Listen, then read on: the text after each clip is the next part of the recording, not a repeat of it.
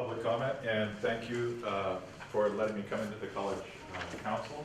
I'm on BRAC and the other one, and all of it, P&P, and all of that feeds into this group, so I'm glad to see who it feeds into, and a lot of you are on those other committees anyway, so we're all in this together. I'm here today to bring up an issue that I believe is very important, and that is classified employees on campus teaching in an adjunct manner.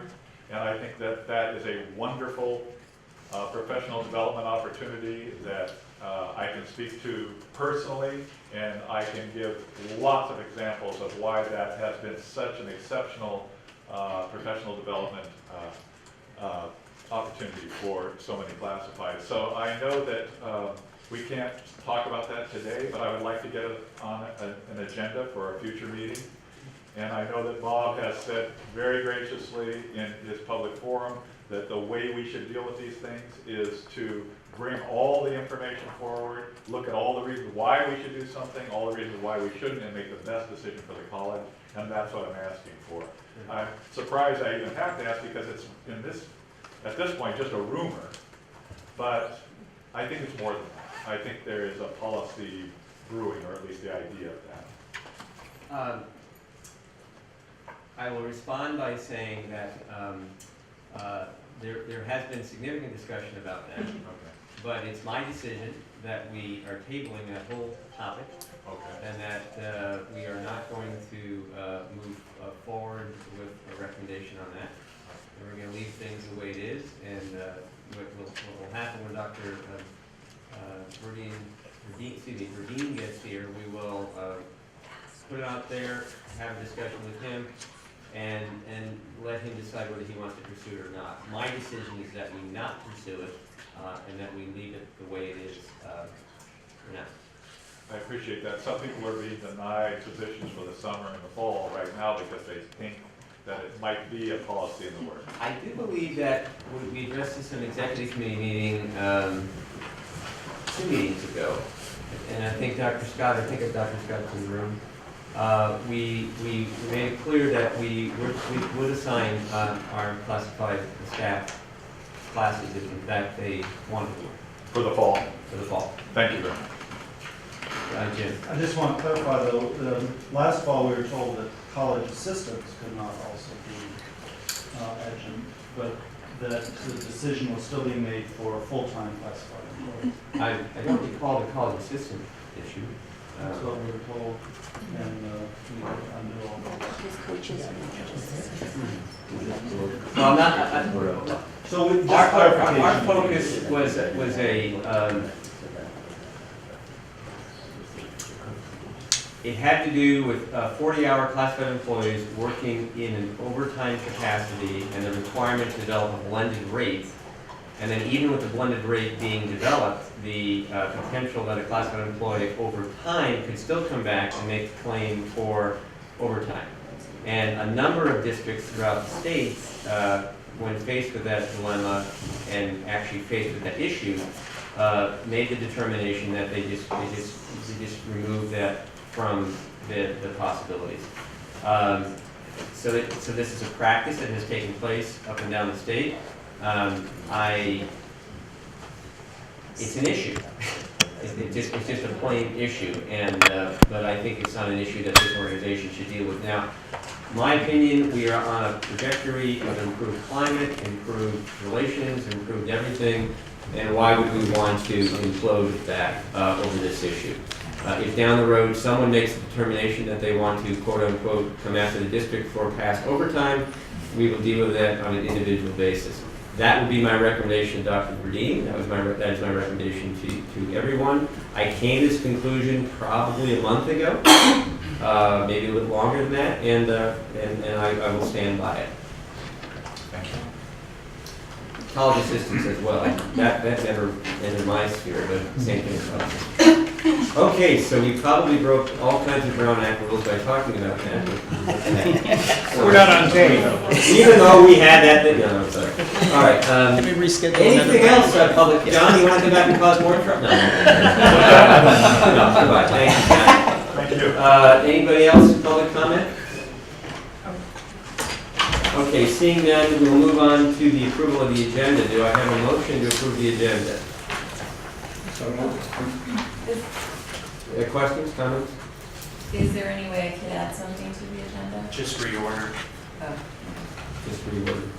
Okay.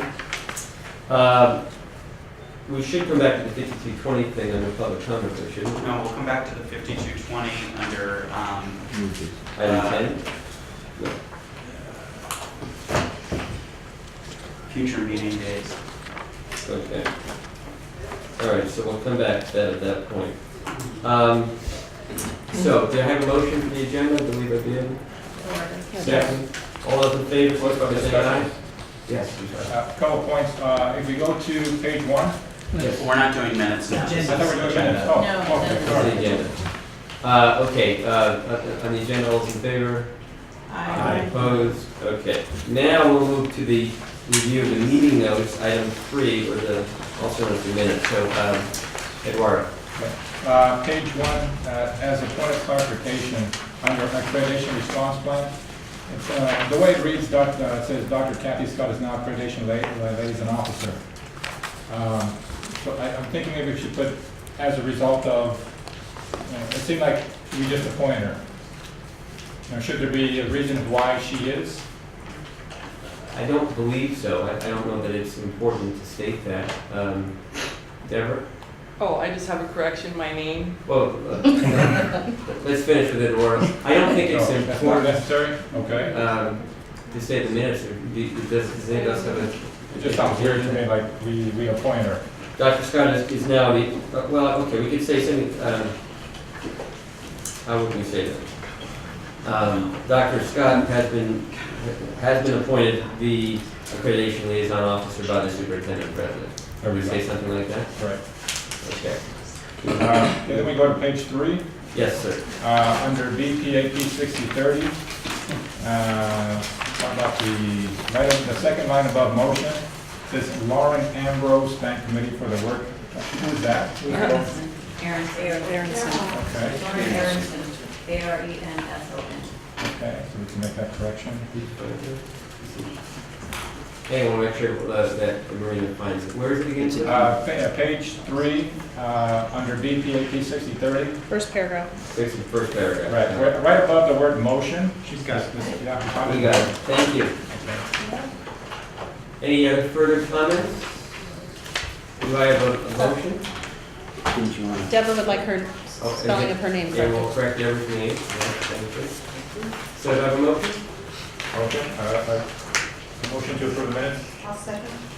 Second by Jeannie, I think. All those in favor? Opposed? Abstention?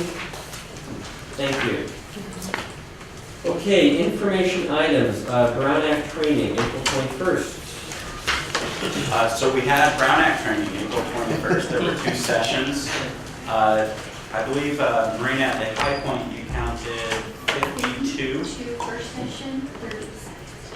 30 for the second session. So we had over 80 people in attendance at the Brown Act training. I thought it went really well, and I've heard that there's already been some good dialogue about it. Unless anyone else has any comments, I would just say that the next step would probably, Julie Kiotis mentioned that it might be good to now have Robert's Rules training to accompany the Brown Act training. What I also like to suggest is, we as a group now need to collectively get together and talk about what the training did in relation to how we're going to conduct business. So I don't know if we want to do that in the context of the next college council meeting. I've asked Ryan to put together some, if you would call, what I would call significant outputs of what Todd shared with us. Very specific things, and he said boom, boom, boom, boom regarding these things. Because I know that part of what we talked about, and I was in faculty interviews all day, so I couldn't participate, I'm sorry to say, but I know that we went in there saying, is X committee Brown? Is, just write down a laundry list, and he responded to every one of those things.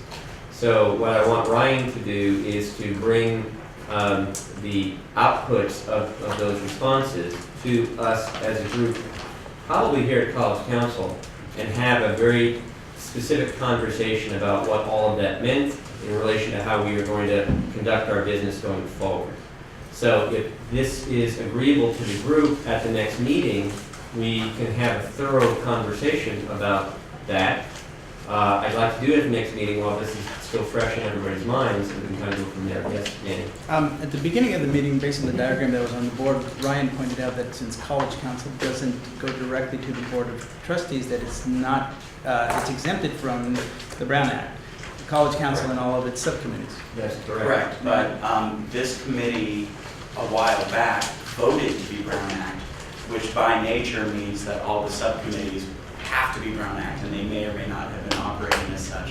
So it is the opportunity for this committee to relook at that and decide whether the restrictions of Brown Act are really something they want to maintain, or if maybe through just very good bylaws, we could get the same results of open meetings, but be able to address the situation like happened today, where we could get to an important item without being tied by a law. Right. Yeah, and I think that that's something for us to talk about and consider. So that would be part of the conversation. Because I think, as Ryan just stated, the issue that Cynthia's got right now, our hands are sort of tied because of what we did. And of course, we made that decision at a time when things were very contentious for a whole variety of reasons. So hopefully we're in a little different place right now. Wait, a quick question. Yes, Was please. that taped yesterday, and either one of those sessions taped? Yes, both sessions were taped. I've left a message with Dave Steinman to figure out what the ETA is for having the production. So once I find that out, I'll let everybody know what the ETA is and where it will be able to be found. Perfect, thank you. Good. Can I Okay. ask a question for Yes, ma'am, clarification? sure. I unfortunately didn't attend the Brown Act training, but if in fact this committee did decide not to be a Brown Act committee, and that would mean that its standing committees would not be Brown Act committees, could we also decide to adhere to part of the Brown Act, for example? Does that mean that we would not have, minutes would not be taken? Well, that's like the Roberts rules. We Okay, could Robert's, agree, so we could agree. adhere to Robert's rules, right? Okay, I just Absolutely. wanted to clarify. Sure, and then I think Ryan's reference to bylaws. Bylaws could be written that are also prescriptive in terms of how we conduct our business and move forward. So, yeah, I think those things could happen. Okay. All right, so we'll agendize this whole topic at the next meeting and be ready to go. College Council Review Group update. Yes, so we had talked about having a college council group to review the functions of see, I'm all tied up now. That they review the functions of the college council, but what seems like a natural connection is the shared governance group that Kathy Scott has brought together to address the accreditation recommendations. So given the difficulty in trying to get a group together, I think it would behoove us to just let that committee do that as part of the work so that it's more comprehensive. It's not just focused on college council, but the entire shared governance structure. And that group has already managed to get constituents and have meetings. And I think it would probably be a good process to let them come up with the initial recommendations. So is there understanding of what Ryan said to the point of consensus? Because I think what he just said is that we're going to sort of dissolve this College Council Review Group update body, and we're going to fold it into the work that Dr. Scott is leading. And what is the name of that group? Or what is that? Dr. Scott, what's the name of your group? Accreditation Response Group, shared governance? That sounds fine. Okay. Shared governance. When we're looking at the accreditation response, there's sort of three big buckets that come together. One is shared governance, the second is planning, and the third, to a lesser degree, is human resources. There's some HR things that are called out in that report as well. So those are the sort of the three buckets. And so the idea is that Dr. Scott would lead the shared governance discussion group, Ryan, the planning group, and then Terry Hampton, HR activities. Okay, so it's the Ryan Show right now, coffee chats. Coffee chats, we had a few successful coffee chats. Given the schedules, we're kind of delaying any future ones until such time that we have faculty and everybody back on, with the exception that at the request of the Classified Senate, we are arranging a special classifieds coffee chat where it will be exclusive, so they can feel free to say whatever they would like to the board. And when the coffee chat, what's happening is notes are being taken at the coffee chats. The output of those coffee chats and the notes themselves are discussed at the exec committee level. And then at exec, we are delegating certain things that actually, you know, what I might call lower hanging fruit issues, and resolving those at that meeting and or putting plans in effect to do that. Some of the other issues, if there are issues, are then folded into some of the bigger initiatives that we're dealing with right now. So my point is, those discussions are not falling into a void. In fact, we're actually doing something about them, so they're very healthy. Item number 9 on the agenda came from the coffee chats. Right. And then this whole notion of strategic communications, you want to talk about that briefly? Yes, so in addition to the coffee chats, there was the idea of the strategic communications. A few people on this committee, strategic conversations. A few people on this committee volunteered to help work those out. And we tried to set up some meetings. Our goal now will be to have the first strategic conversation in fall. There's some initial ideas of what would be the content. So the difference between the coffee chats and the strategic conversations is that the coffee chats are open, they're free-flowing, people can come with whatever they want to say. The strategic conversations are focused on a particular item of importance to the campus so that the board can hear various different perspectives on that particular issue. So moving forward, it will be deciding when would be a good time to do it in fall and what topic would be most effective to have the board hear about. And not only is this important in relation to our day-to-day operations and who we are as an institution to our students, but it's also be very helpful with our accreditation response when we move forward with the report. Okay, so I'm going to now move into item 6 for discussion and consultation. And I believe Dr. Scott's going to talk to us about the accreditation response plan.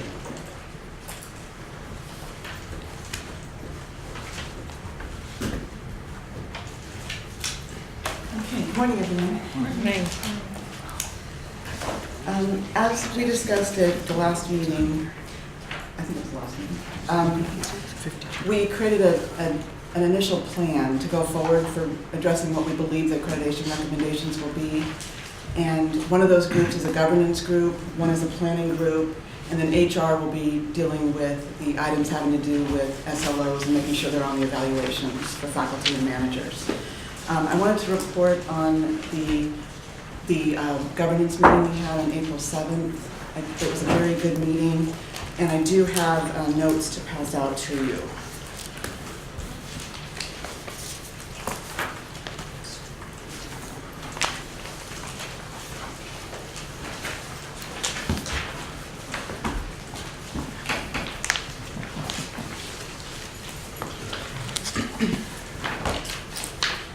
While those are making the rounds, I'll just comment briefly that it was an exceptionally good meeting. There was a lot of good dialogue, a lot of open communication. People were truly engaged and very positive in terms of the work that needs to be done. I agree. I felt it was an excellent meeting. I'm just going to go down. I won't belabor this too much, but we did start by talking about norms and how we wanted to, what we expected of ourselves when we sat in that group and talked about some difficult issues. There's no norms are all here. I think it would be a good idea for us in many cases to look at the techniques of facilitation and maybe utilize some of those in some of our meetings. Because I think it could help us with respect issues and things like that. Treating everyone in the room as an equal, not having people talk over other people, not having cell phones out, things like that. So you can read those as if you want, but I just want to let you know, I thought that was a helpful way to start. We distributed some handouts, we looked at all the different ethics statements briefly, and we spent some time looking through the language of the Standard 4 for the accreditation standards.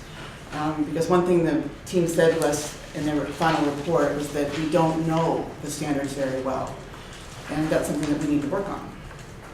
So in the next section of my write-up here are issues and what I consider what came out of this meeting is the major problems or challenges for us.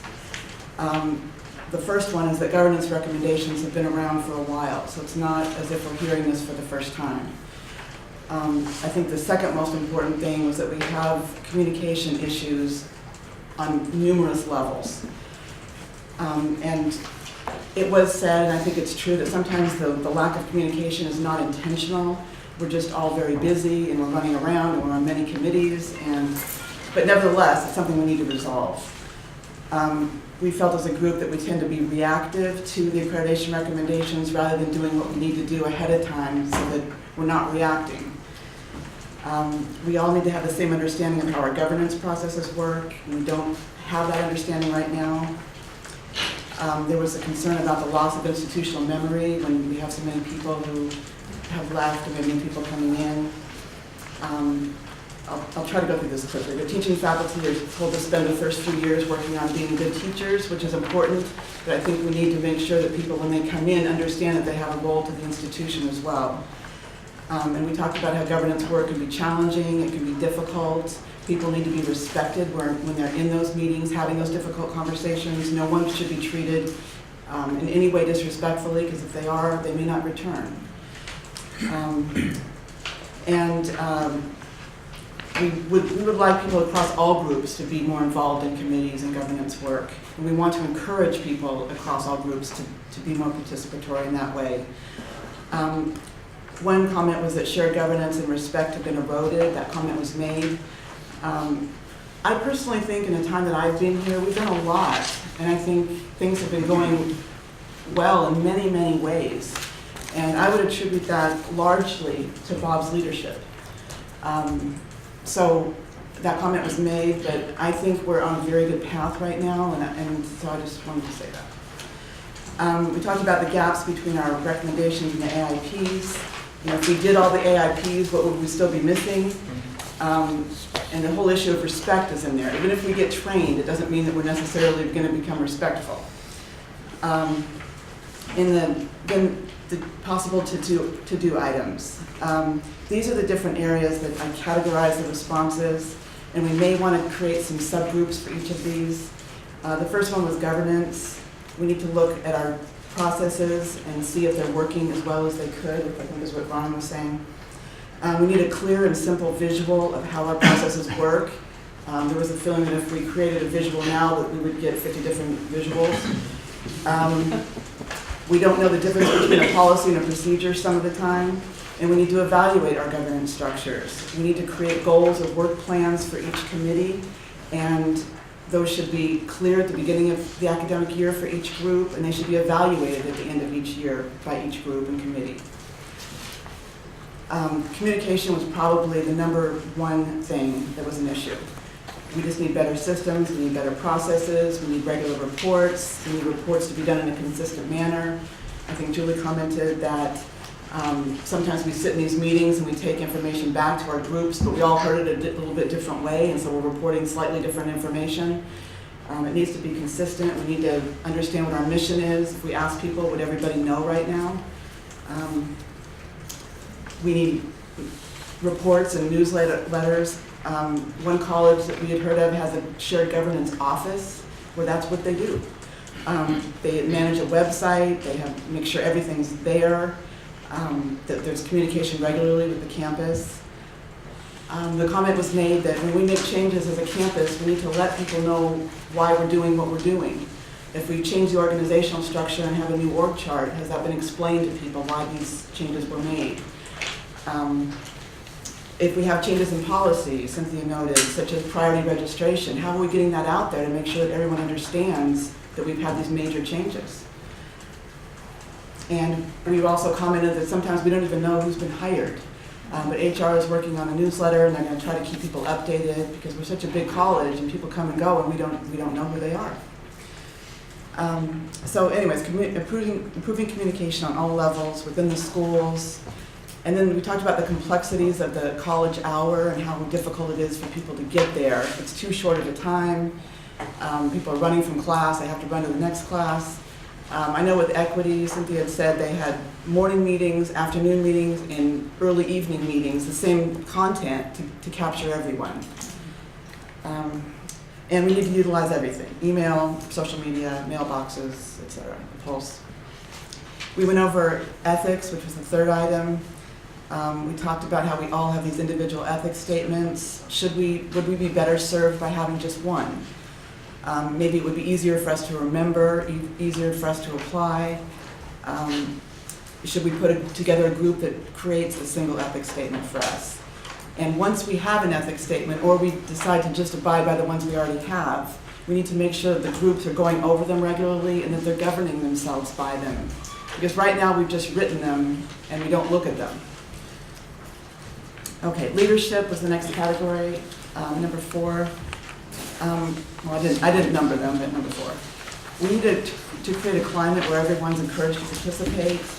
We need to put students at the center of all we do, and if we don't know, if we can't explain the benefit to students for a particular action that we're doing, then maybe we should ask ourselves why we're doing it.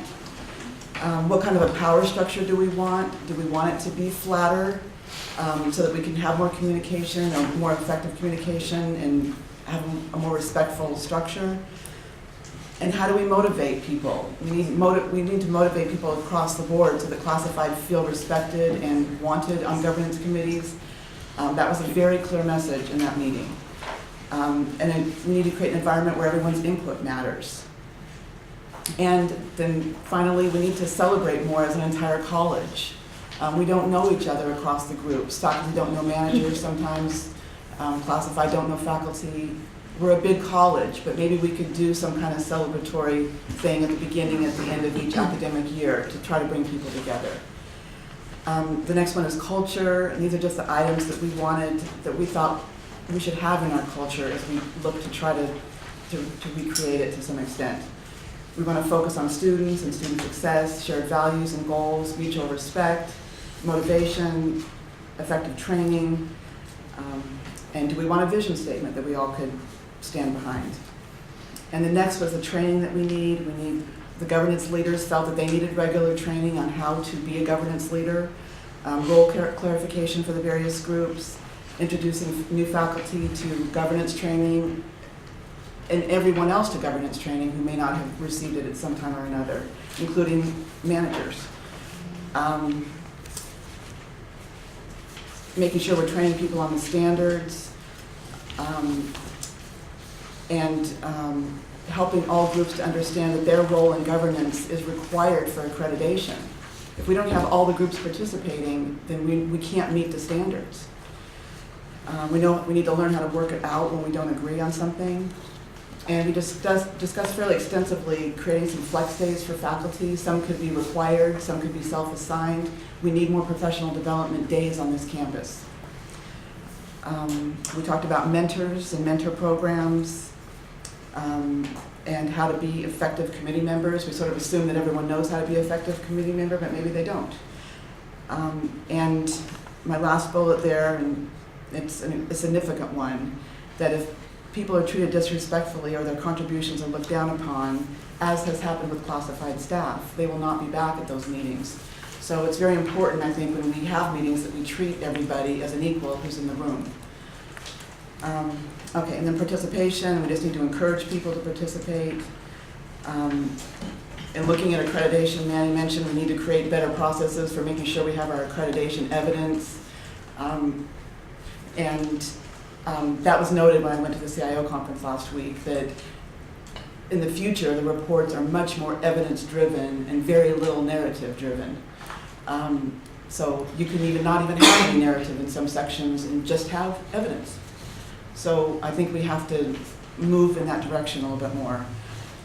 Some of these things we felt are contractual, that we can put our expectations into job announcements, into interview questions, into how we train people. So there's just a lot of different ways we can approach all of these issues. But that was what happened with the governance training, the governance recommendations group. And we are meeting again on April 30th.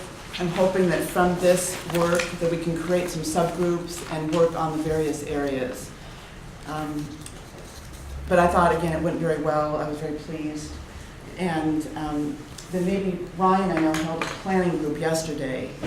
And I don't know if anyone wants to make any comments about this. Before we segue into Ryan's brief report, let's just take a minute or two and talk about anything anybody has in their mind regarding this. This is basically a roadmap for how we're going to move forward in this particular regard.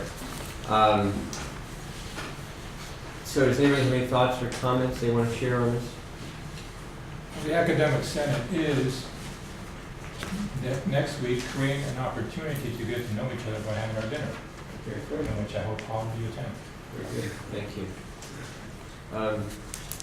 What was most encouraging, I thought, about the meeting is the thoughtful, truly engaged way in which people embrace the importance of the topic and a strong willingness by people to make progress on this very critical issue. There's a lot here that was discussed, so part of the group's responsibility is going to be to either hone it down and/or prioritize it, if you will, and then begin to make some recommendations. Anything else? Yes.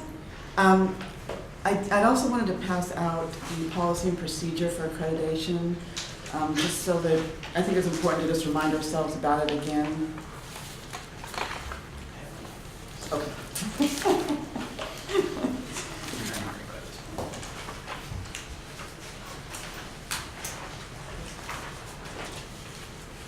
So what this is sort of the guiding policy and administrative procedure in terms of how we go about our accreditation work on this campus.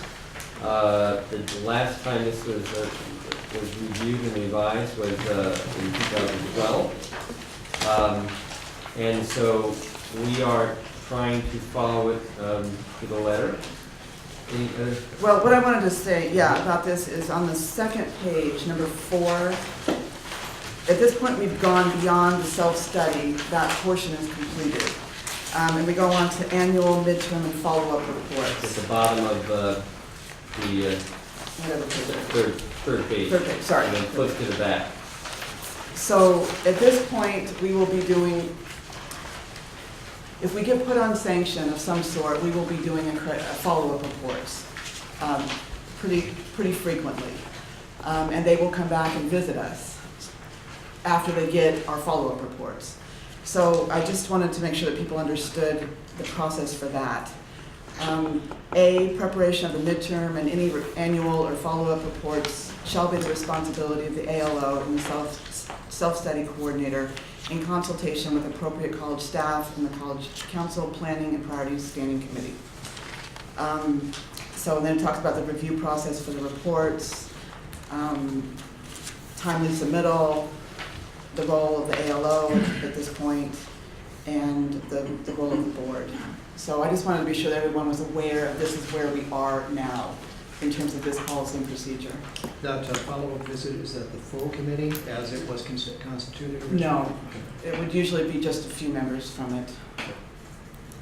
So it would be the chair, although in this particular case, Superintendent President Smith is retiring this June. So they would likely choose one of the others. Cheryl Marshall is also a president of San Bernardino Valley or Crafton, either Crafton, or it might be San Bernardino, but one of the two colleges. But in any event, in that district, Crafton Hills. And so Cheryl would likely be the chair, from what I'm told. She's really, really good person, knows what she's doing. and would be a good chair for us to work with. So, you know, I think we did well with with the committee, with the visiting team, I should say. Yeah. So what this is, we wanted to just put this out there, make sure everybody understood the rules of the game, so to speak, for our policy and our procedures, and know that we are, as I said, following them as closely as we can at this point. So I want to thank Dr. Scott and certainly all those folks who are working with Dr. Scott on this piece, and I want to hand it over to Ryan to talk a little bit about what the planning group has been up to. I'll be brief. We met yesterday. It was a very good conversation in which we came to some consensus on some definite gaps we have in our integrated planning structure and what we need to do to start filling those gaps. What I really appreciate about the group is their willingness to serve, but also their focus on making sure that the conversation is broader than the people in the room. So our next steps are I will be summarizing the general broad strokes of a suggested planning framework, which still has lots of gaps that each committee will need to fill in.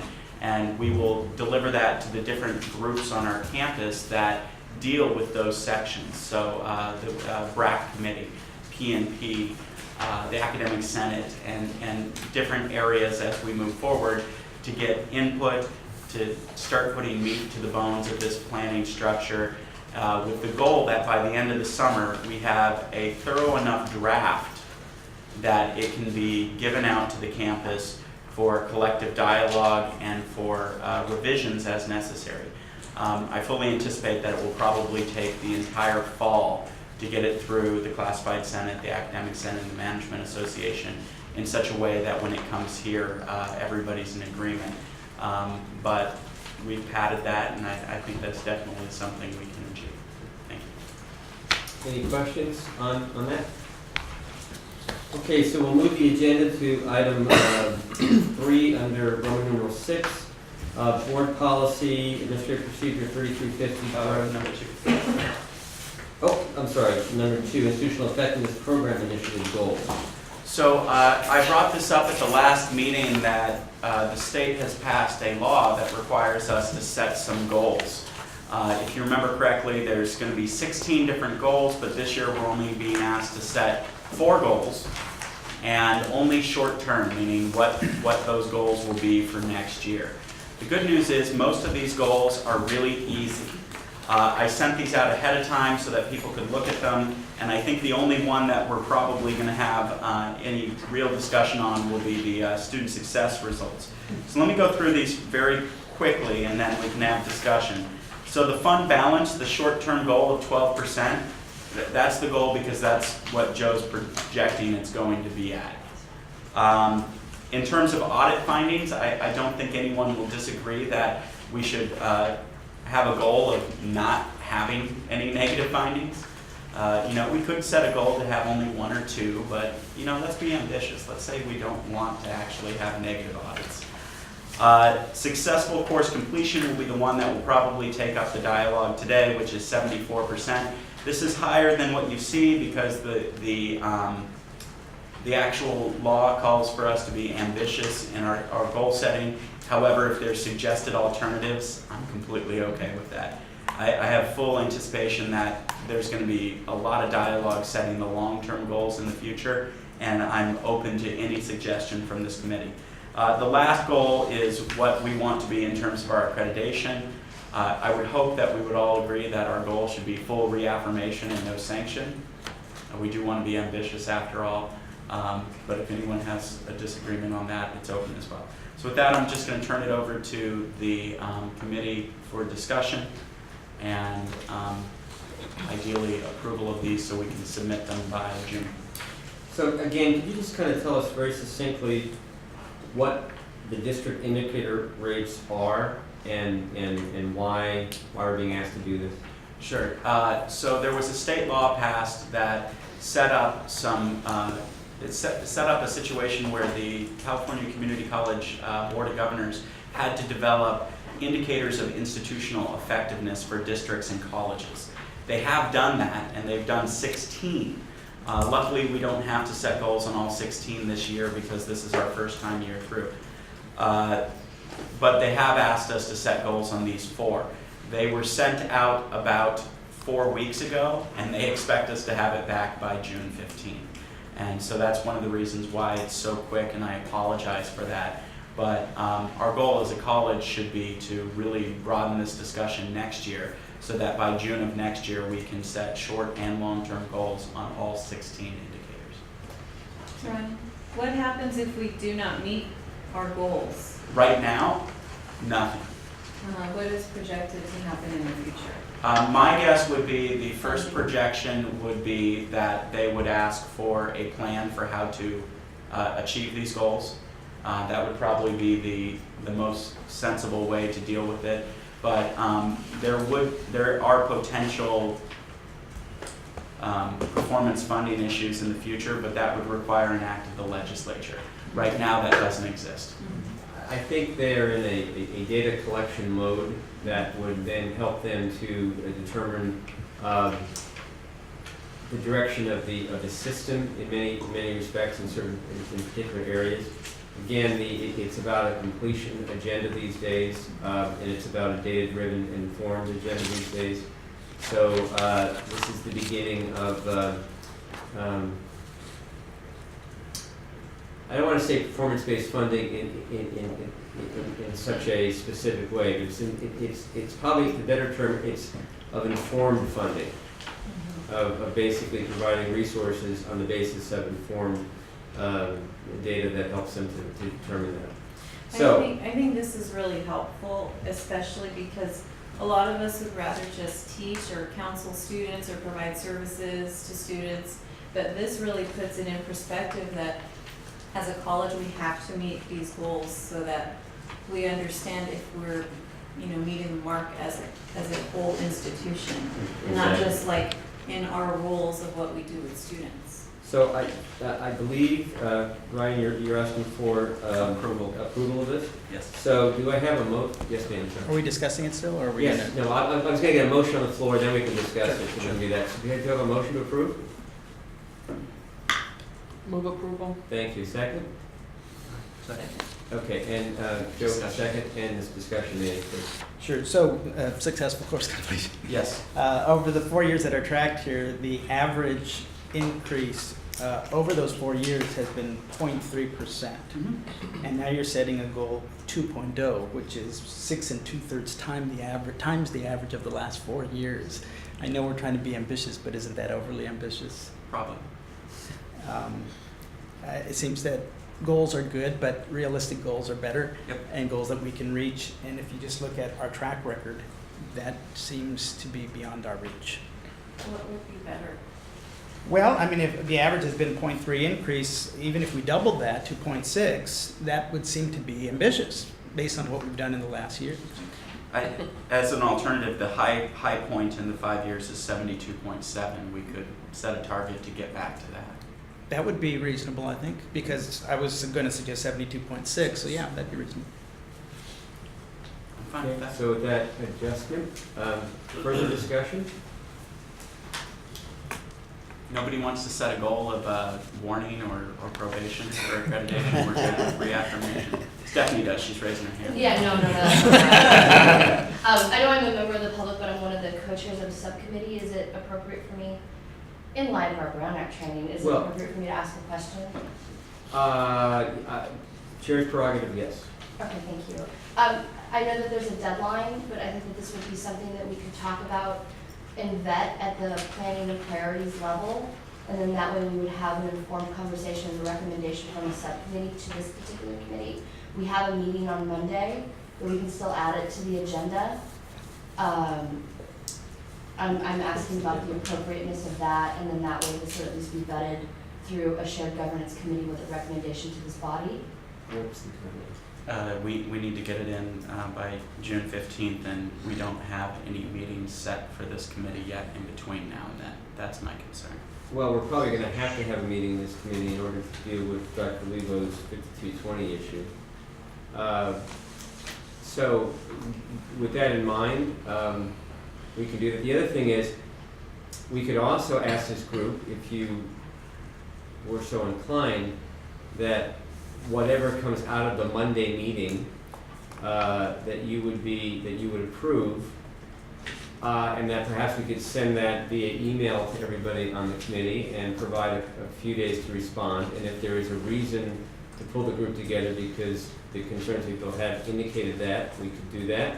If not, either your silence and or your response saying in the affirmative would indicate that you would take the recommendation of P&P and move it forward. Does that work for everybody? Any issues?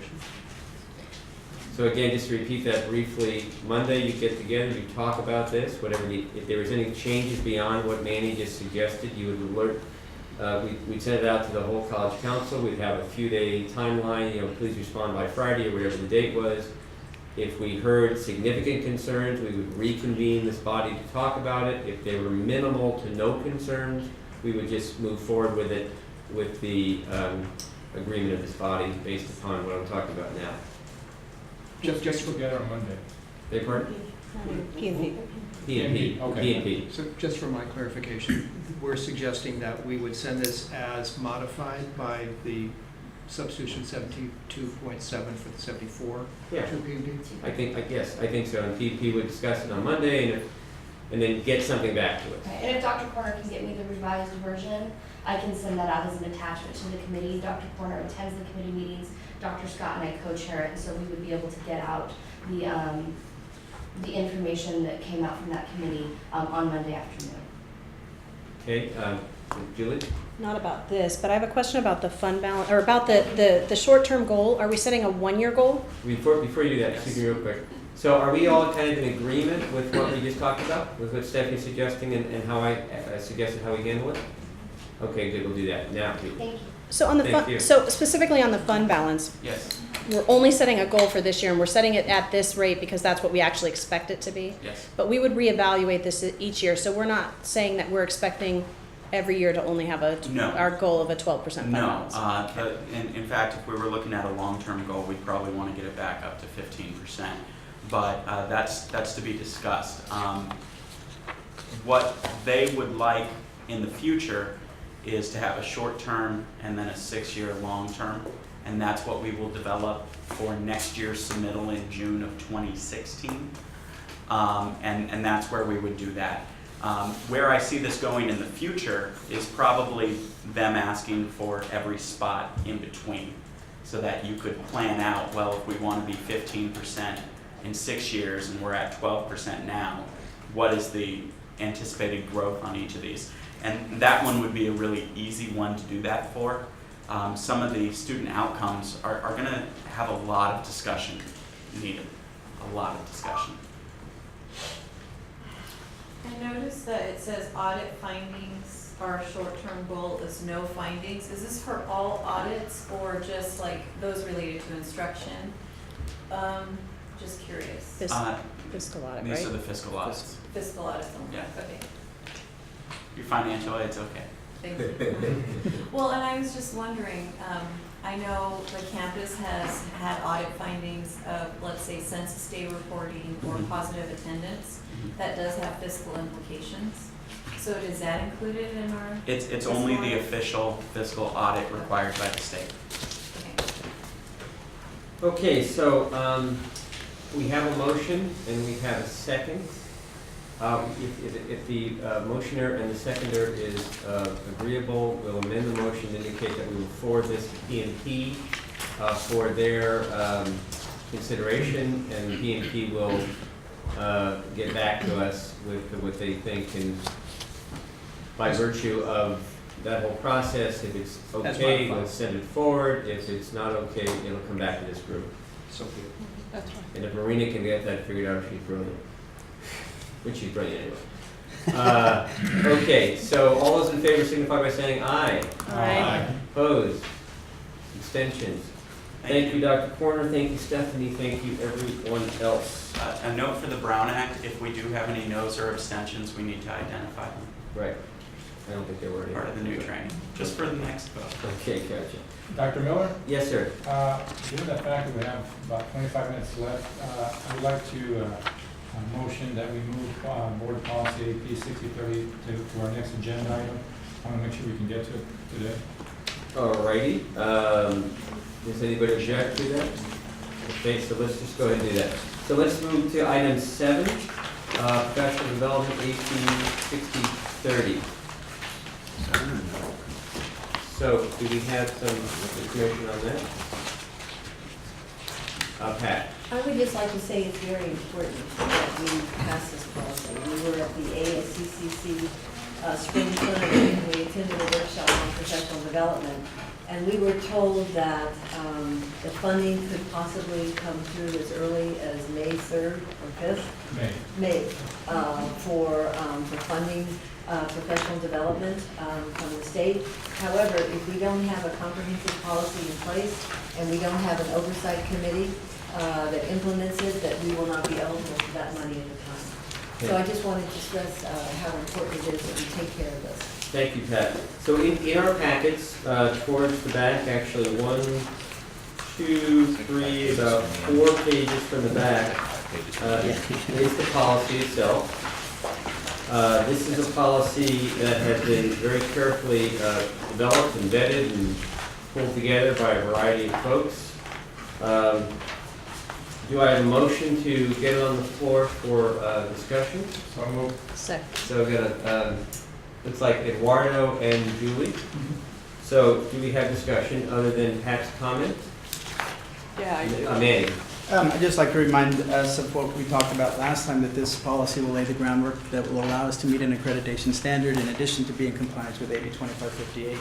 And that, as I pointed out, as we went through the policy last time, the committee feels that this version of the policy puts a much greater emphasis on diversity and equity than the first draft of the policy did, and I'm hoping that we'll be able to pass it today. Very good. Next is some. Yeah, so the classified Senate has a couple of revisions to propose. The first revision is in regards to this chart, which the classified Senate would actually respectfully request that it says classified Senate, because classified Senate directly deals with professional development issues. We don't have a subcommittee for that, so if we could just update that. So just to be clear, so in the middle of the chart where it says classified PD committee chair, you're suggesting that it's a Classified Senate board or something like that. The classified Senate board makes those decisions as a group. We don't delegate that. So classified Senate board would be what goes in that box. Correct. And I sent these requests for changes to Kathy Scott back in March, so she was amenable to that one. And then we got some additional comments, and I requested for Marina, I didn't know if she wanted me to make copies of this or not, because this has been given to Kathy Scott as well as, I think maybe only Kathy and I have it. But there were 3 suggested revisions. Why don't we just take them one at a time and maybe we can just deal with them here. And these aren't necessarily from the classified Senate board. This was from an individual on the classified Senate board. So number 1 was a request to add a classified co-chair. Classified co-chair of the Oversight Committee? To the Oversight Committee. It doesn't specify which branch. It just says add a classified co-chair. So I'm assuming it would be the Oversight Committee that they were requesting it to be added. Are we discussing these recommendations one by one? Well, I think we probably, what I'd like to do, my goal is to get this approved today. So if we can discuss these one by one and either accept, reject, or modify, we should try to do that. That's what I'm thinking. So let's discuss them one by one. I don't have an objection to that per se, but let me explain a little bit the makeup of the Oversight Committee and why it looks the way it does. The Oversight Committee for this is the Shared Governance Professional Development Committee, and those subcommittees of the College Council, almost across the board, I think, in fact, all of them are co-chaired by a member of administration and a member of faculty. So in the makeup of this committee, one of our goals was to keep it consistent with the other subcommittees of the College Council. And to take into account the fact that there was an administrative and a faculty co-chair, we added an additional classified member to the Oversight Committee to equal out representation. And then also remember that the Oversight Committee will be working with the coordinator, who will be a classified manager, probably more manager than classified, but still. Right. So I'm not opposed to there being a classified co-chair, but again, the makeup of this committee is consistent with other committees of the subcommittees of the College Council. Sure, I understand. And I'm not necessarily opposed to a classified co-chair as well, but then we would have to reduce the classified membership That's because we want to That's keep, right, to keep it equal. yeah, equity among the membership. So, I'm hearing a couple of things. I'm hearing for the purposes of consistency and also for the purposes of maintaining Equal representation. representation by groups, even though that maybe we should leave it alone, is what I'm hearing. Am I hearing that correctly or incorrectly? Okay, I'm seeing a few votes nod saying I'm hearing it correctly. Does anybody feel strongly against that? Okay, what's the next issue? The second request was adding the diversity coordinator back into this position as the original policy stated. I didn't follow this from the inception, but apparently the person that requested this would like to see that, and I think there was a few other people in the opinion that a diversity person be back in there, so. Right, so in the initial draft of 6030, the Oversight Committee did include the CDI rep. And again, in looking at the Oversight Committee and trying to keep it consistent with the makeup of the other committees of the College Council, I think with only the exception of the Technology Committee, which has some special needs related to technology, all the other committees are made up of shared governance members that don't call out areas of specialty. If the CDI rep were a faculty member, nothing precludes that person from being appointed by the Senate to this committee. Right. As I also mentioned last time, there are at least 4 or 5 areas within the policy that put an emphasis or identify specialized groups that could include diversity and equity. They certainly will be called in as resource experts. And so we felt that it covered the need to provide PD in the areas of diversity and equity quite well. Yeah. I personally tend to agree with that, and one of the things that we have, I think, an obligation to do is to look at our overall diversity initiatives and our support, and to develop better ways in which to make sure that they are coordinated and that they are actually they align well with the Education Master Plan and the board goals and what have you. And I would suspect that cultural diversity would be a big topic of this group in general, in one form or another. So I would actually tend to agree that we don't need to add the actual specific position in this group. That would be my opinion. Anybody feel strongly against that? Okay, thank you. Third. There's one last thing, a request for further details on funding, access, allocations, and process, since none was provided on the policy. So I don't know how we handle that, but there you go. Policies don't typically go to that level of detail. That would be more of a procedure. Well, and I also think that from a resource allocation and planning perspective, the college as a whole will make a determination of what it can invest in professional development and provide that amount of support to that endeavor. And it will potentially change from one year to the next, depending on what our fiscal realities are. So I do sound like a negative Bob this morning. I was going to say negative Nancy, but that would have been a sexist thing. Yeah, well, we like it, Nancy, we like it, Bob. And indicate that probably we should leave the numbers out of it. Yeah, well, I can say that at the statewide conference, it was said that if in the May revise, it'll be anywhere between 5 million and 25 million. And for those community colleges that have this in place, so if it'll be divided, so let's suppose it's 5 million, it'll be divided between those community colleges that have it in place, would it be 5, 100, 112, et cetera. Yeah. Which is really great news, because it means that we'll have some local district money allocated to this, plus some additional state funding that will come to us by having this in place.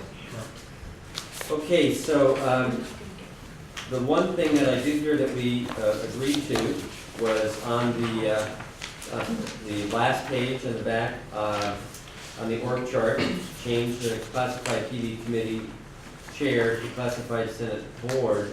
I guess that would be the chair of the classified Senate board, just because it needs to be an individual. Is that what you folks are thinking about? So you want to say classified Senate president? Oh, yeah, we could say the president, if that makes sense. So Terrence will put president there. Okay, is there any further discussion about policy 6030? Thank you. Thank you, Deborah, and classified team. If not, I will call the question. All those in favor signify by saying aye. Aye. Opposed? Abstentions? Thank you to everybody who's worked so hard on this year. This is kind of a milestone event, and it's great to hear. So thank you, everybody, for your efforts. Okay, so I'm going to go back up to the top of that list. So it's board policy, administrative procedure 3550, drug-free environment, drug prevention programs. Again, that is in your packets. Do I hear a motion so we can get this on the floor? Motion. So I saw I'll Deborah second. and then Julia second. Discussion? Julie. So I have a few questions / suggested changes. On the actual policy, we say the district shall be free from all drugs. I think we should specify illicit drugs because Tylenol, Advil. So, I'm sorry, where is that again? On the actual policy, Board policy. Right, and where in the policy? the first paragraph, the district shall be free from all drugs. We're on 3550, right? Oh, I'm sorry, I thought it was going to be AP. The district shall be free from all illicit drugs you're suggesting, is that right? Yeah, in the next paragraph, or in the next part of that Because I carry sentence. accepted in my pocket, and I don't want to get arrested. Right, exactly. And then on the procedure, I just have 3 things. In the second paragraph of the procedure, it says that the president superintendent shall assure that the district distributes annually to each student, but it doesn't say and employee, yet in the policy it says that the superintendent president shall distribute annually to each student and employee. So I think we need to add in and employee. Which paragraph is it? That's the second paragraph of the procedure. Superintendent shall ensure. Got it. Okay, let's invert present superintendent to please. And then on page 3, in the notification of the workplace criminal drug statute violation, it says that as a condition of employment, employees must notify the district, but it does not say who to notify. So I do think we need to designate where that notification needs to go. Suggestion? Just so you know, Julie, HR is the one who drafted this policy Yeah. and procedure, so I'm not sure if that's where it should go. I think it probably is, Yeah. because we would get notice of the conviction anyway, so that would probably make sense, but I think we should clarify that. So must notify human resources? Yes. Within 5? Okay. Yeah. District Human Resources. Yeah. And then, this is just a question, I noticed looking through all of our policies and procedures that we don't typically put specific individuals' names, we usually just put titles. And then in the next paragraph, though, we put Terry's specific Right. name. So we'll fix that. Okay, We'll delete her name and just put the title there. okay, that was it for me. Good job. One thing that I was curious about, where it says, we don't typically, at least I guess the procedures we could. Crystal, we have online resources of possible interest. Is this something that we normally put within our procedures? I think Terry recommended that we do that, so that if somebody was going to the procedure, they had them at their fingertips. So, And this was because we're trying to adhere to what this policy and procedure requires, so that we're able to award, $32 million of federal financial aid to students. all right, well, it doesn't look like any of these particular organizations are going to go away, so I guess that would be fine. Brian? We have some English folk in the room, so hopefully you can help me make sure that this reads correctly. In the as a condition of employment, it says you must notify 5 days of any conviction for violating a criminal drug statute while in the workplace. Doesn't that make it sound like if you get convicted of something at home, you don't have to notify? That's right. Is that how it's supposed to read, Julie? Well, if it's a criminal conviction, we're gonna know about it anyway because of the fingerprinting. But right now, what it says is that Yeah, I only have to notify you if I get convicted of something that happened on campus. Yeah, and I don't think it should read that way. I didn't. So just take off while in the workplace, right? While employed? Yeah. Well, you're an just- employee while you're employed, so Yeah, so you just can take take it out out. while in the workplace and. Well employed by the district? Well, it already says as a condition, employees, so just take out while in the workplace, Yeah. Julie. one? I'm just trying to understand, because the next part says the district is required to inform entities that require this drug-free policy. So this policy is about the campus being drug-free, not about the individual being drug-free. Okay, so then it is literal. I only have to notify HR if I get convicted of something that happened while I had my feet on this campus. Lucky for you, Ryan. If I'm just making, I want to cover my bases. So if I'm driving home and something happens, We're still gonna know. you'll know. But I we don't don't, but have he to tell doesn't, you. he's not required to notify each other. Well, that's, it seems to, it seems to say that, based on the next. Okay. It's superfluous. Well, plus look at the title of that paragraph. I would hope that if somebody got convicted of something on campus, we would know about it right Yeah, away. because it does say, Title, yeah. criminal, employee notification of workplace criminal drug statute violation. Okay. Yeah. Then But we're, I think it could be rewritten to be clearer, because you have, I was done. no, I think it's written clearly. I just didn't know that's what we really were intending to do. But if we're intending to do that, sure. But if Seems you rather arrive- specific. But if you arrive at that conclusion, maybe it isn't clear. No, it is. It No, is. I arrived at he the just right wanted to- conclusion. Yeah, Okay. he just I wanted just to was make sure. shocked that that was the conclusion I was supposed to arrive at. Okay, I'm good then. Thank you, Julie. I have a suggestion, clarification. You go to procedures, under first page, prohibition of drugs. Says unlawful manufacture, distribution, dispensing, possession, or use of alcohol, or any controlled substance prohibited on district property during district-sponsored field trips, activities, or workshops in any facility or vehicle operated by the district. So this next week, we're going to be having, having a dinner in which alcohol will be present. So does that mean we're not allowed to have alcohol there? Well- Because this is a school-sponsored activity. Yeah, let's deconstruct the paragraph real quick. Prohibited on district property, so you're not gonna be Right. during district-sponsored field trips. This is not a field trip, It's an activity. but it is an activity or workshops and in any facility or vehicle operated by the district. So is a academic senate celebratory end of the year event an activity? Of the, Or is it? Is the it district funding it? sponsored? Is it Is district district sponsored? Sponsored. if the district's funding it, Yes, part the of Senate's not funding it? No, the district's not funding. Part of it, Hold on. The- But the- are people buying their own alcohol? yes. They are. Yeah. Yeah, we're not paying for No, that but it at all. says Let me possession or clarify use. this. Oh, I was gonna go to that. Let me clarify the district funding. You're talking about the funding that are present? For the retirees. But that's a college service, you're talking about the funding that I'm going to provide. That's actually out of the college service fund, and it's not district dollars. Okay, so how about academic senate funds, which comes from the district? Actually, guys, it's fine because it says prohibits the unlawful possession or use. Unlawful being the key term. You're not providing any alcohol to anyone under 21, are you, Eduardo? I'm not saying yes or no.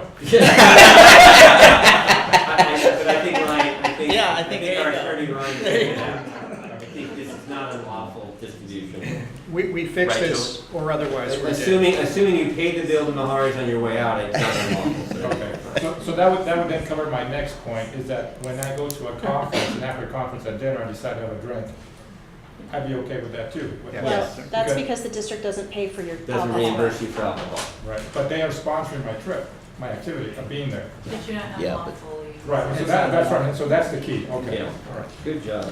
Do we need to, because the foundation events where they have alcohol are separate, they're not district funded, right? So we don't Well, have to clarify that that's an exception? Also, provision of alcohol requires And that. I would like the Director Colross to tell us what I know she's going to say to us right now. So The say, board granted an exception Yes. to the Yeah. foundation event, and they will grant exceptions on an event-by-event basis. So should we, You don't need to put it in there because they will do that. okay. right. And then the other thing, what was the genesis of this policy? Where did this draft come from? Do you know, Crystal? It's a template policy that Terry and I vetted, From the league. the league. So the It's California legally Field College required. League of California, they vetted this. So the point is, various attorneys along the way have looked at this in relation to community college districts. So I think we're okay. Do you have further discussion? Can I call the question? So all those in favor with the amendments that Julie suggested, signify by saying aye. Aye. Opposed? Abstentions? Thank you. All right, So, Dr. Miller? yes. We are going to pull AP 3540. The Senate had very good recommendations that Crystal said she's going to take back to the league to see if they have a more up-to-date template regarding the language changes in law related to affirmative consent. Okay. And the Senate that you're referring to is the academic senate? Correct, the academic senate. Got it. All right, so we'll let the record show that we pulled 3540, and we'll likely bring it back to the next meeting, I suspect. May I also suggest, if everybody here agrees, we do have some guests to talk about item number 9, unless anything else is very time sensitive. We should allow them to at least address the So subject. Crystal, do we need to move any of these more forward? That we're okay? All right, so, I'm here to speak to residence determination and non-resident tuition. They're very simple.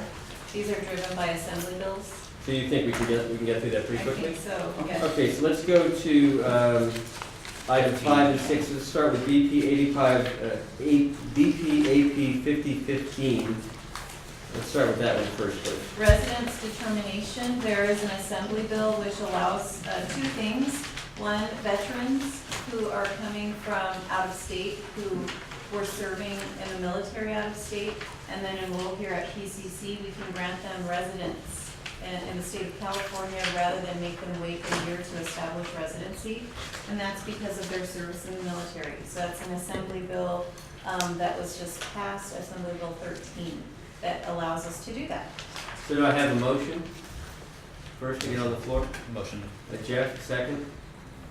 Amy, discussion, Pat. I have a question. I have a student currently right now who's paying out-of-state tuition. So would this possibly be retroactive for him? Going back to the fall, he was a new student this fall and he's paying out-of-state tuition and he is an Iraq veteran. So I will refer to Laith Shamus, our current interim director of admissions and records, to answer that question. Yes, will not take effect till July 1st. I see, so But it this won't year, be retro. it's not retro. We're simply putting the policy and procedure in place in anticipation of the July 1st implementation. The second item is that you'll notice we've highlighted Assembly Bill 540. This is for undocumented students, as you know, in the state. I'm sorry, it's in the second item. Where are you? Oh, that's Are we talking? We already have a motion for Yeah. 50-15. Yeah, let's so do we want to call the 50-15 question. first. Yeah, let's do 50-15 We're still in first. 50/50. Yeah. That's Yes. still part of it. Okay, where is that in 50-15? It's not, she's going. Maybe 540? Yeah, AB 540. Oh, okay, one, it's two, three, the second page four. on the California non-resident tuition exemption. Okay, there it is. Got it. Okay, thank you. Go ahead. So this is, if you look where it says SB 150, so this is for students who are involved in the dual enrollment program. They are high school students. And as you all know, Assembly Bill 540 helps undocumented students who attended a California high school for 3 years and graduated from. Well, then that means that, let's say we have 9th, 10th, 11th, and 12th graders who want to take college classes through dual enrollment. Unfortunately, the law didn't help them. They were having to pay like out-of-state students. But Senate Bill 150 allows us to make adjustments to our policy and procedures so that these high school students who are undocumented can participate in dual enrollment like all other high school students, and they get to take courses for free. So it's only the 3 or more year deal that they are exempted from? Right. Yeah. So that's the changes for AB and BP. Okay, so, I have a question. yes, sir. On page 1, since I hope they can help me out with, the last paragraph says for an adult student, i.e. a student 18 years of age or older. And then on the second page, it repeatedly mentions 19 years of age or older. So do you know why there's a? You start establishing residency at the age of 18, but it will take a year to become a California resident. So basically, you are on your own at the age of 19, that you can claim your own residency. But you can start establishing residency at the age of 18. Okay. But since it takes a year, so you have to be 19 to be on your own. Is there any way of, is this our writing? I mean, is there any way of making it as clear as you just stated in here? Sure. Yeah, we can do that. And then on that same page, second paragraph, where it says the general rule, about the fourth line says evidence. goes evidence, in the words of the state, objective manifestations of one year's intent to make California. I found it not very clear as to how that student shows intent to make California the home. I mean, I read the other page, and that still wasn't clear to me. So is there any way of making it more clear as to what exactly it means to make, to show intent to make California the home? This is one of the hardest things that you have to do and we struggle with. There is, the residency has two components. One, physical presence, that's easy to prove. You have to be here 1 year. The document will show that you were here, for that period of time. Intent, it could be a variety of things. And no one document or one thing can show that you are resident, non-resident, including filing California state tax, registration, car registration, driver license, owning a home, variety of things that shows that you have the intent of being a California resident.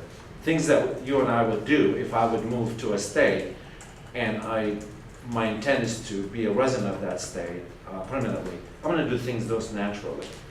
But if I stay back and not do anything, I can prove I'm physically here, but I haven't done anything actively to become a resident, then the intent is not there. So is it possible then to say, after we start to show intent, for example, obtain a driver's license, blah, blah, We have tried to list that. It kind of confuses the student. They think that's the only thing that we can take.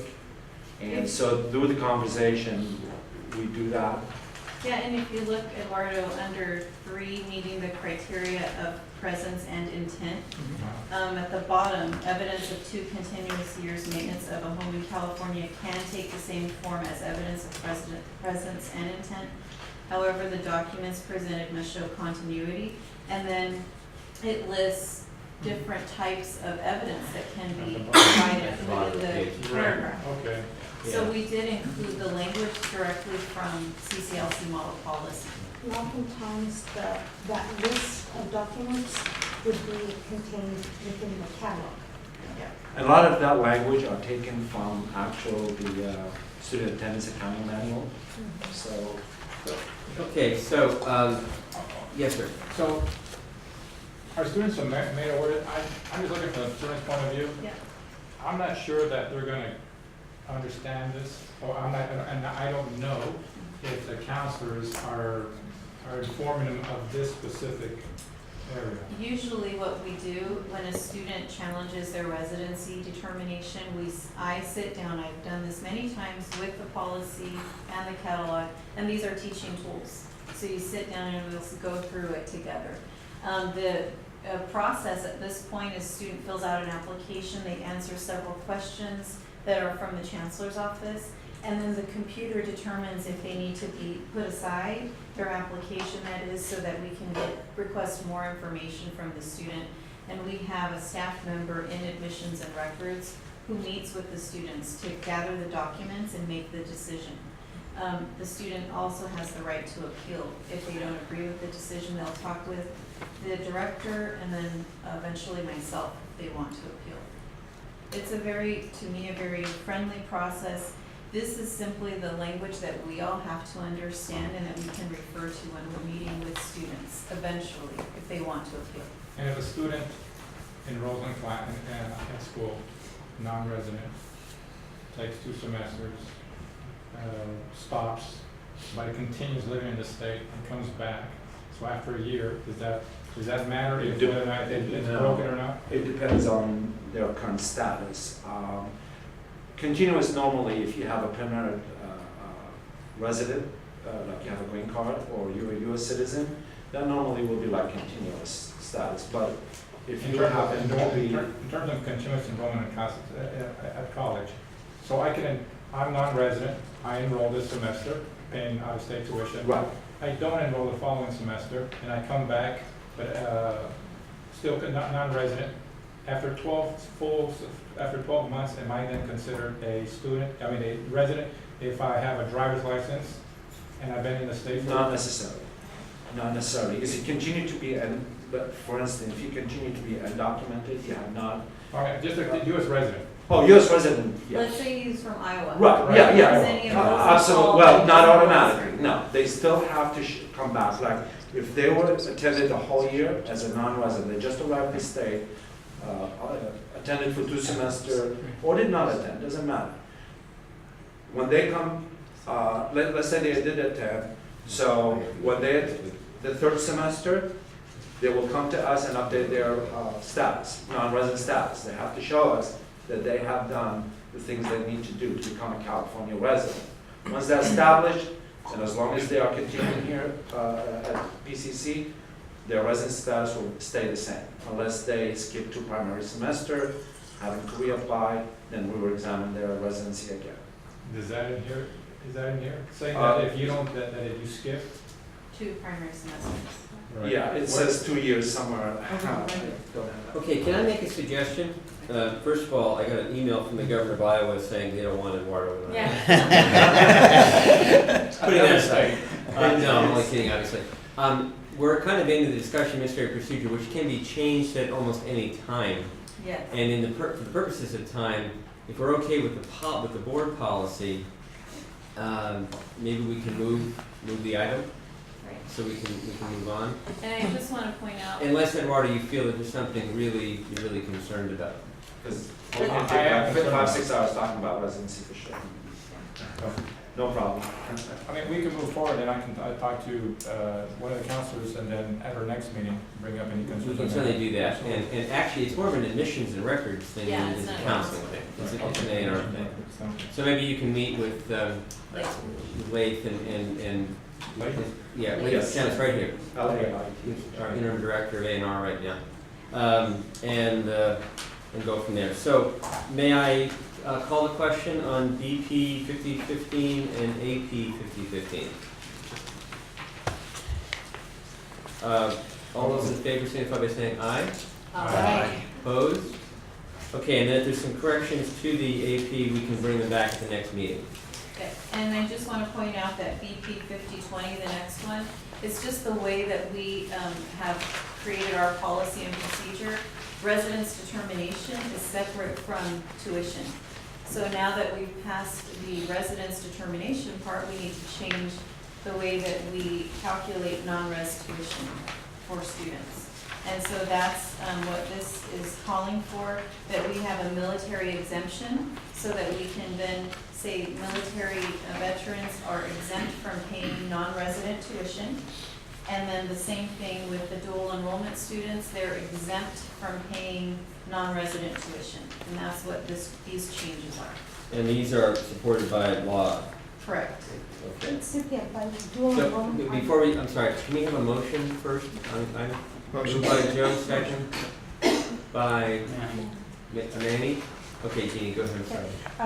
Dual enrollment also includes concurrent. Yes, concurrent dual are used interchangeably.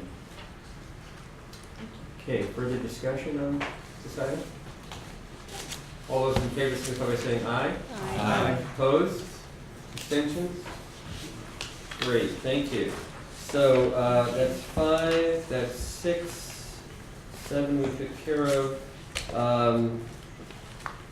Let's go to item 9 at this point. Any one of these things that we have to further discuss Already moved today? 9. Hmm? We already took care of 9. No, we didn't. No, we haven't. So, what we're gonna do, we're gonna bring item 4 and item 8 back at the next meeting. Okay? I'm not sure we'll have number 4 back by the next meeting, but Okay. we'll definitely bring number 8 back. Got it. Okay, background check process, Tito. Yes, I won't take up too much of your time, but I just want to say that with the variety of staff and colleagues on the college, we've had a lot of issues with board policy, formerly known as 60-40, now known as board policy 7126 and AP 7126. This is regarding employment clearance policy. Just want to let the college council know that, yeah, your intention, the college is not only losing but wasting money, we feel, as far as in regards to this policy, specifically when it comes to student workers and federal work study. And the reason why I'm here is to speak on behalf of an organization that we created ourselves, calling ourselves the Student Worker Advocacy Coalition. And just trying to, working with HR, we worked with Terry, we worked with Dr. Bobwell a couple years ago, and though the process is it's not getting much better, frankly. We thought it would be by now, but it's not. We're still having a huge backlog on as far as getting student workers hired in a timely fashion. It's causing a lot of negatively impacting the operations of the college. Specifically, in my stats in the TLC, we hire about between 50 to 60 student workers, and not having them in place in time really impacts us. More specifically, with regard to the losing of the money, work study normally gets about, well, used to get about 750 grand. I just spoke with Lorena this morning, and just this time around they're getting about 500 grand. And every time that they don't use that money, they're losing it. So a lot of, and she has attributed a lot of that to students not being able to get placed for the simple fact of their background checks either taking too long with the vendors, with the job employers, who just don't like waiting too long for the background check process to actually develop. We've had specific examples of that. With specifically one of the world that we know, Caltech, which is very close by. They wanted to hire 10 of our student workers just as level entry stuff, but because we were taking too long to actually give them those student workers for the background check process, they ended up going with students from Glendale Community College. So it's just a matter of policy, and the reason why I just brought up is that we brought this up at the coffee and chat with the trustees, and they weren't aware of this. So. I was just going to say, if I may, just really quick background. It all started with the June 20th, 2012 board meeting with General Counsel Gail Cooper stating that all means all when one of the student trustees asked about does it mean for student workers. And since then, it's been impacted. And this part I'm going to read just because it's a lot easier. Is that while employee categories that would be subject to this policy were not specifically identified, we talk about the all means all to student workers. The statement has been interpreted to include student workers. It is reasonable to include that BP 6400 was not intended to cover student workers for the following.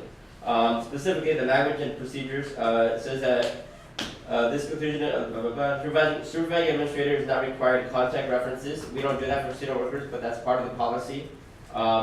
That the HR does not need to verify employment for student workers. Again, part of the policy for doing a background check. And for student workers, they do not need to verify transcripts of student workers. All part of the specific background check policy that they need to be covered. So based on some of the writing of the actual policy itself, again, it was interpreted by the council that all means all, but in reality of the writing, if one actually looks at it, it doesn't really need to mean all means all with student workers in federal work study. Right, so, okay, so because of time, clearly this is an issue that we need to address. So I'd like to suggest a couple things here. One, between now and the next meeting, the appropriate people are brought together in a discussion about what the situation is and what the possible resolutions are. Then at that time, we might be able to bring some recommendations back to this body. Julie. I'd like to clarify some information just so that the council has some accurate information. We are required by Ed Code, we are precluded by Ed Code from employing on a college community campus anybody with certain penal code or safety and health and safety code violations. Our previous policy before we had a background check was that we allowed employees to work before their fingerprint clearances came through, which is in violation of Ed Code. But if we go back and we get rid of background, we would have to ensure that the fingerprint clearances, which take a lot longer to get than a background, are cleared, because if we hire somebody with a particular penal or safety code violation, we're violating those sections of the education code. In addition, the main reason why student worker background checks take so long is because of the significant number of convictions on our student background checks. A lot of our backgrounds come back very quickly when there's no convictions, but we do have a high rate with our students of convictions. So we now have two forms of background checks, and they are? We have a fingerprinting, which only checks California state convictions Which is And live scan? and that's live scan. Federal convictions that happen outside of the state of California. Our background check checks all of that plus state convictions in other states. So for example, Nevada, Okay. Arizona. So back before all of this occurred, we were just doing live scan. Were students part of the live scan process back then? Yes. And so things got more complicated when we did the background checks because we found more issues. Is that correct? In other words, if we went back to the live scan only, what would that do? We would have the same issues, but the thing that happened Yeah. before is we allowed the employees to start working before we got the fingerprint clearance.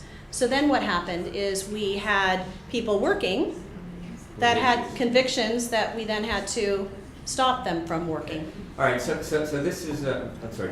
Just quick, how many, what percentage of people from, get a report, negative report from the background check that didn't have one from the fingerprint? Oh, that's a good question. I actually don't know that, but I can tell you that the percentage of backgrounds that don't get cleared is very small. Yeah. Because I see them all. I think Tito's concern, if I'm correct, is more the length of time versus the lack of clearance, because there's not that many that don't actually get Well, cleared. okay, so But I think it's the time. Because time is short, I think we do need to bring a study group together and delve into it. I am concerned about leaving money on the table. $250,000 is a lot of money to leave behind. It's a lot of money that students do not get. And to the extent that we can mitigate that to some degree, we should try to. So, Tito, when you said you've spoken to Dr. Bell, is there anybody, what other groups who else have you talked about this? Well, I actually had a conversation with Terry as well. She actually sent a memorandum back in, this was sent to you and Dr. Bell specifically in November 26th of 2012. Recommending that we do away with the background check for the federal work study. That was one of the recommendations. Okay. And another one as well. I spoke with Yuri back in the day before Julie was here. So 2012 is a long time ago, and there's been now 3 presidents since then. Yes. So, will be soon 3 presidents since then. So why don't we do this? Why don't we pull together Julie or Terry from HR, whatever Julie decides with Terry, to discuss this. With you, with me, who else would like to be part of that conversation around this table? Anybody? Dr. Arnwine is volunteering, Eduardo is volunteering, and Tito. Well, apart from myself, if I may, there's, again, part of this coalition, there's literally about 12 or 15 of us from. Well, I don't want to get into a long thing. We all agree there's a challenge here, and we want to try to solve it. So why don't we bring together a smaller group of people who can kind of, truly delve in, dissect, deconstruct, whatever D word I'm looking for here, and see if we can bring some resolution to So this. I definitely recommend that we get somebody from financial aid, either Lorena, who works specifically with the work study. Okay. And Vincent. And Vincent. So why don't you do me a favor, Tito? Why don't you pull together the group, include people we talked about here, and then see Lisa and try to get that scheduled for the next 2 or 3 weeks. And then we'll start the discussion. We'll bring it back to the council after we've had some further discussion. And as anybody else, as you think about it, if you want to further participate in our discussion, let us know. Dr. Oliva. If I could just mention, I think that depending upon the student's type of conviction, we should not discount all employment, but look at placement. It could be considered that the student could be employed in a different department. But I think we shouldn't just be denying employment altogether. And then just to remember, student employment is one of the best forms of student retention. And again, to clarify, we don't just take any conviction and not employ them. We do look at whether it's a precluded conviction, which means we can't employ them at all. Or if they are hired for a job that's driving and they have multiple DUIs and they're on probation or have a suspended license, we do look at those types of things. Yeah. So we'll jump into it, and at the end of the day, we want to employ as many students as possible. Julie, if I could just mention, I don't think so, because I was contacted recently about this, and they didn't have information about where the student was trying to be employed. So I said, until I have that information, I can't make a decision. Okay. All right, so Tito, thanks for bringing that to our attention. And it is something that we will keep working on until we, drive it to the ground. All right, let's just talk about the summer meetings. Let's just schedule our next meeting. Yeah, let's just schedule our next meeting. But the support for standing committee, Deborah, did you want to speak anything to that item 11 at all? Is there anything urgent to talk about? It's not urgent, it could wait if you'd like to have it wait. I would like to have it wait if you Okay. can. Okay. Then let's go to the next meeting. If we did a meeting a month from now, give or take. That might be a little late for Cynthia's liking, would be my guess. Right, so when do we? There's May 7th. It's the week of graduation. No. Okay, let's see here. Just to set, I just need it done before July May 7th. 1st. By July 1st, you said? Oh, okay. So, May 7th is a busy time. I'm seeing faculty shake heads. Okay. We'll try a month from now. So a month from now would be roughly the 21st of May, or, oh, sorry, actually I have on my calendar the 28th, a college coordinating council meeting on the 28th. I do too. Does that work for people? That'd be better than the 21st, because that's the first week of summer. So let's go with the 28th. So that's the next regularly scheduled meeting anyway. All right, is there any further business to come before the council this morning? Do I hear a motion for adjournment? By Joe, second by everybody else. Thanks, everybody. Good meeting. I appreciate it very much.